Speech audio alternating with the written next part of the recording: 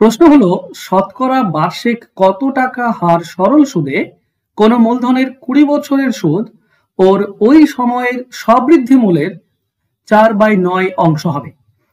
এখানে ইম্পর্টেন্ট হচ্ছে সবৃদ্ধি মূলের মানে সুদ আসলের 9 ভাগের মধ্যে 4 ভাগ।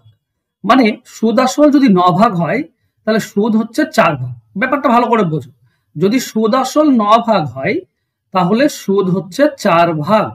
তাহলে বলো আসল কত হবে? আসল নিশ্চয়ই 5 ভাগ, তবেই তো 5 আর 4 টোটাল 9 হবে, তাই না? আর সময় দেওয়া আছে এখানে 20 বছর। তাহলে এই ডেটা থেকে আমরা সুদের হার বের করতে পারি। কি হয় না, সুদের হার বের করার নিয়ম হচ্ছে সুদ ইন্টু 100। এখানে সুদ হচ্ছে 4, নিচে হবে সময় ইন্টু আসল ইন্টু সময়।